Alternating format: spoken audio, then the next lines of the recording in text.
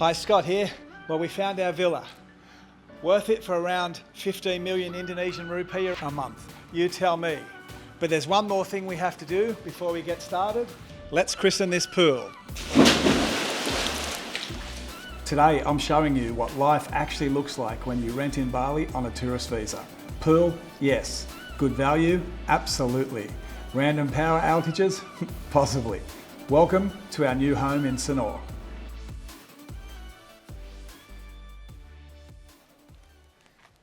Now it's time to move in and settle down and find out if those 4 squatting cats and their mother are friend or foe. I know a lot of people are going to say I paid too much, and there'll be people who say I didn't pay enough. Everybody's a bit different. Everyone will have their own budget. For me, this is exactly what we need for a 60-day tourist visa that can be extended to 180 days. I know if you're on a kittens, you could have got this a lot cheaper on a 10-year or 20-year lease, but for us as tourists on that 6 months, I think we paid around the right price. Let's go have a look. So here's our new villa. Well, it looks like Santa's been. So here's the garage. And in that, we've been on Marketplace this week and we got ourselves 2 new bikes, a couple of Ofos. So they're going to be great for just going around to the shops, ducking up and down the street, and also for that perfect Sanur beach walk bike path. So big enough garage if you wanted a car, which we're not going to do, but it's also good for my motorbike will be turning up in the next week or 2, so we'll have plenty of storage space. So out this way you'll find storage area, which includes there's a pool pump room, an old squat toilet that's now used for storage, and some more storage area. Running low on the borderlines, and you tell me that you're doing fine. Morning color lights the hall, pulls you right on through the door.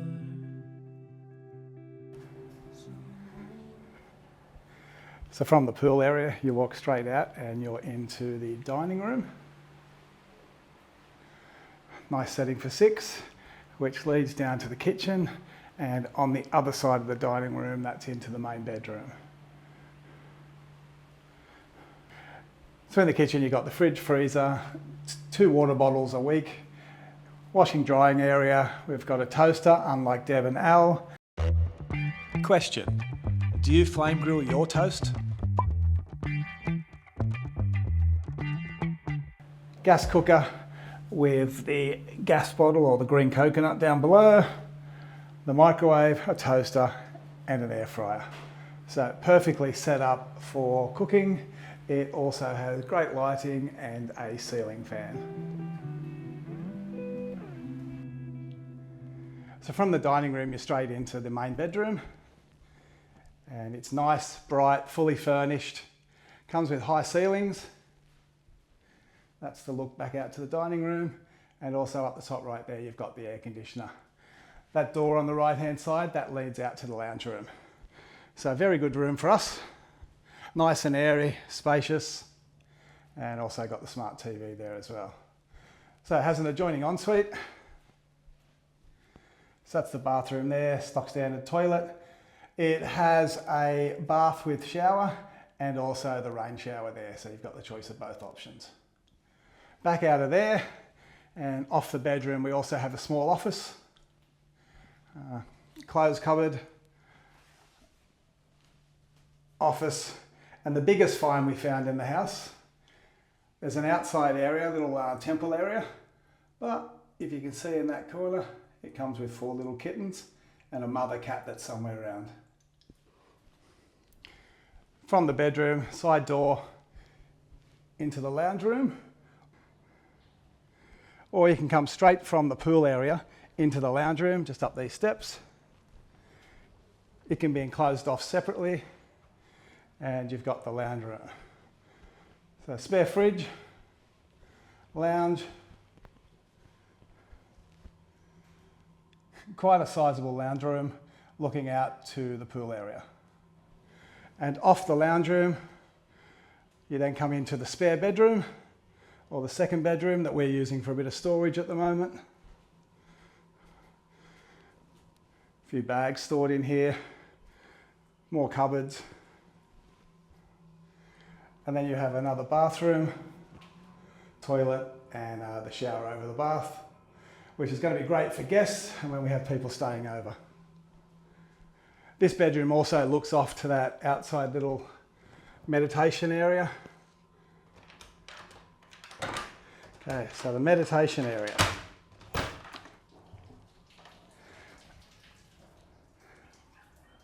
So this goes from out the back of the office and the spare bedroom. You've got a little meditation area. Great if you want to do some yoga or anything like that. And also some plants and a little fountain. Good drying area. And also gives you a bit of sun coming into that office and also into the spare bedroom. I've got these little guys in here. They're all going to home soon. All being looked after. Okay, let's go out to the pool. I'm pretty happy. I can't wait to spend the next 6 months here and see what Bali has to offer. I think this is going to be great, but now I think I need that swim.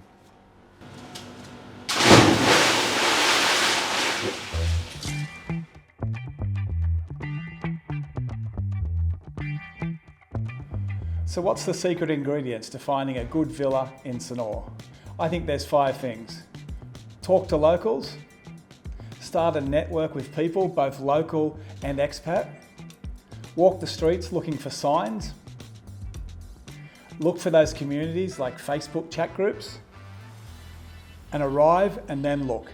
Don't buy or pay for sight unseen. So this is where the Bali slow life kicks in. You no longer care if you missed something or you had a bad meal because there's always a tomorrow. You also change from learning how to say suksma to how do I get fabric softener and 3 dozen eggs.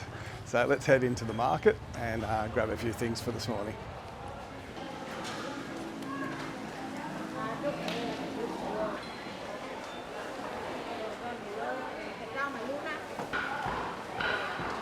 So the market's quite busy this morning. It's the day before Galungan and there's lots of people down here getting fruits, vegetables, and also a lot of ceremonial goods that they'll need for tomorrow.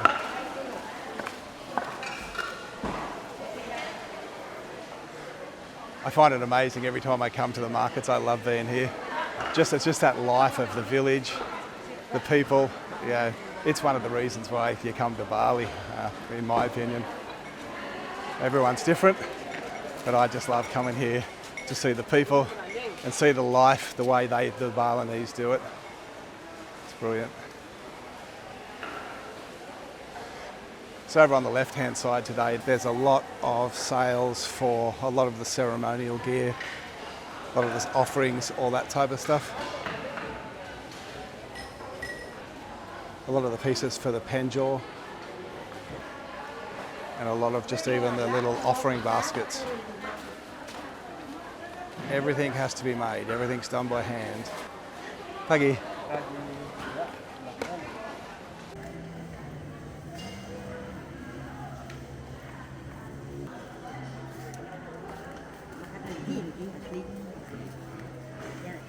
Fresh fish. Pagi, yes. You look good.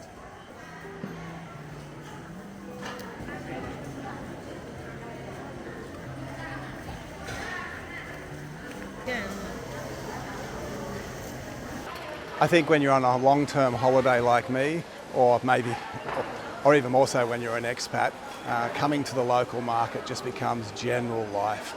And you're not doing it once a week like you are at home. You're probably coming every couple of days just to stock up on what's fresh. Personally, I think I'd be here Monday, Thursday, Sunday, like 3 days a week.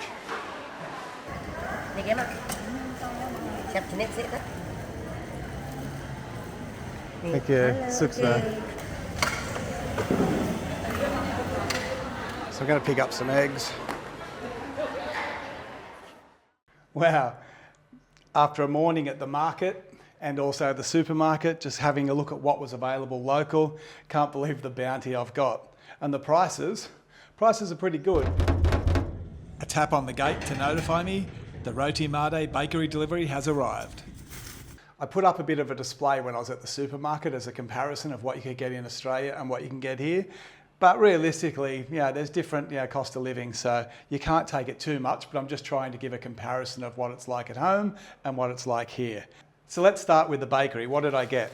Well, I got 6 muffins, freshly cooked, 45,000 rupiah, so that's $4.50. The bread is a little bit dearer than what you would expect, but it is fresh, it is cooked, and it is delivered. So we've got a big multigrain, $4.50, and then can't help, got 2 Berliners, a custard one and a strawberry one, and they were $1.50 each, or 15,000 rupiah. As for the fruit, I'm going to go through the pricing. I've got it all written down here. Some was supermarket, some was market. I thought the best idea was to go to the supermarket first, just to get an idea of what the prices were there.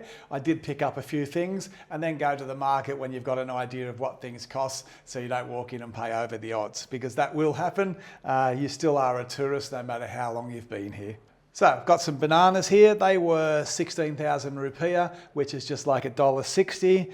The pineapple, which was store-bought, came in at 8,800 rupiah, 88 cents. I have the small baby potatoes, which that whole lot there was 80 cents. A couple of limes. The limes there's 16 cents worth of limes there. I got 20 eggs from the market. Now the eggs were 20 for 40,000 rupiah. So that's pretty good, 20 for $4. Dragon fruit, I love the colour of these red dragon fruit. The dragon fruit I got for 12,000 rupiah, $1.20 for the full dragon fruit. And then the watermelon was $2.10 for a quarter and $1.10 for the quarter of rock melon. So I think that's pretty much everything there. I got a couple of mandarins. They were $1.90 for 3, so they were a little bit expensive. And 1 cucumber, which I think cost around 40 cents. So that's everything this morning, but that'll do us for a week. So that's a pretty good little amount of fruit and vegetables and bakery that will take us through for most of the week. And if it doesn't, it's a 10-minute walk down to the market. Get there early in the morning, mingle with the locals and do a little bit of shopping. You can always go down, pick up some more bananas, pick up some eggs as you need them. It's no hassle whatsoever. And they don't mind you being there. Like, you can mix in, see what people are doing. Everyone wants to have a bit of a chat to you. They do like you to buy something. That's why they've got a market there. But at the end of the day, it's a really good experience.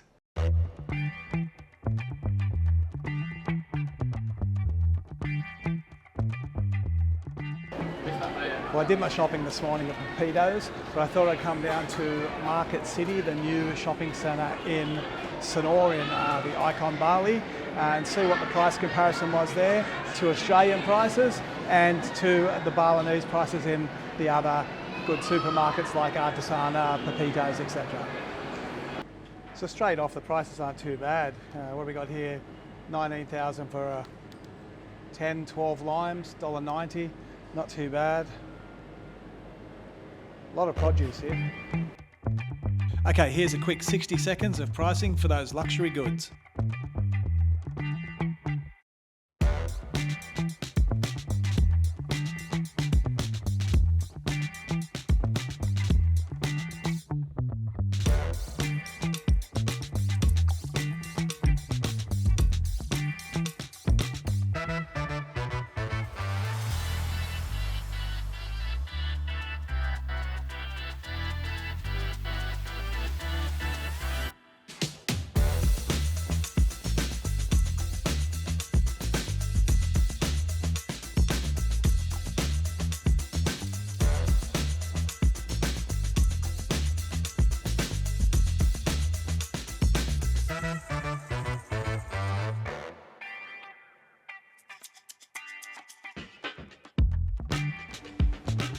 So HP sauce is going to cost you $9 here. So the comfort stuff that you do like in Australia, it is going to cost you more no matter where you shop in Bali. But that's just the, I suppose, the privilege of being here. You eat Indonesian, you live Indonesian, but when you want those little Australian comfort things that you're used to, you're just going to have to pay that little bit extra. So I'm just heading into Mr. DIY, just pick up a couple of things for the new villa. Let's see what's in here.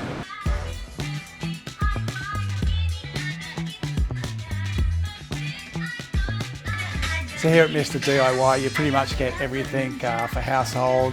You've got containers, you've got buckets, you've got mops, brooms, glues, cups, saucers, you name it, it's all here. Great to set up a house.